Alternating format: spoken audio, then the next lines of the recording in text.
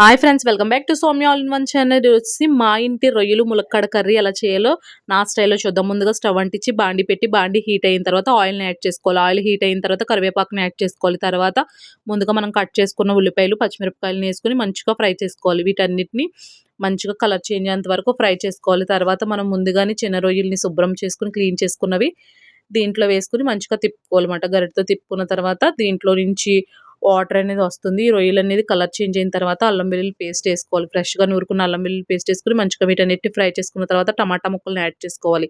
ఇవి కూడా మంచిగా ఫ్రై అయిన తర్వాత ఒకసారి లిడ్ పెట్టుకోవాలి. ఇలా పెట్టుకోవడం వల్ల త్వరగా టమాటా ముక్క అనేది సాఫ్ట్గా కుక్ అవుతుంది. తర్వాత ఒకసారి మనం లిడ్ తీసి చూస్తే ఇలా కుక్ అయి ఉంటుంది అనమాట. బాగా తిప్పుకున్న తర్వాత దీంట్లో ములక్కాడని క్లీన్ చేసుకున్న ములక్కాడలను కూడా వేసుకుని మంచిగా వీటన్నిటిని ఒకసారి కలుపుకోవాలి. కలుపుకున్న తర్వాత మన టేస్ట్‌కి సరిపడిన ఉప్పు గాని, సాల్ట్ గాని యాడ్ చేసుకోవాలి. నేనైతే సాల్ట్ ఏస్తున్నాను. మీకు ఏది అవైలబుల్‌గా ఉంటే అది వేసుకోండి.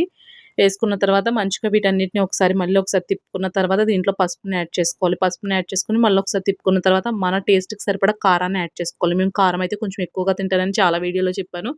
కారం వేసుకుని ఆ కారం కూడా పచ్చివాసన పోయేంత వరకు ఫ్రై చేసుకున్న తర్వాత ఇక్కడ చూపిస్తున్నవన్నీ పేస్ట్ చేసుకొని వేసుకోవాలి. వేసుకొని మంచిగా వీటన్నిటిని ఒకసారి కలుపుకున్న తర్వాత కూరకు సరిపడా వాటర్‌ని వేసుకోవాలి. ఆ ములక్కాడలు ఉడకడానికి సరిపడా వాటర్‌ని వేసుకొని లిడ్ అనేది పెట్టుకోవాలి. లిడ్ అనేది పెట్టుకున్న తర్వాత ఒకసారి తీసి చూస్తే గనక ఇలా కొంచెం వాటర్‌గా అనిపించింది నాకు. మళ్ళీ ఒకసారి తిప్పి మంచిగా ఒకసారి లిడ్ పెట్టుకున్నాను. మళ్ళీ లిడ్ పెట్టి తీసిన తర్వాత మంచిగా ఇదంతా కుక్ అయి ఉంటుంది. దాంట్లో చింతపండు రసాన్ని అనేది యాడ్ చేసుకోవాలి.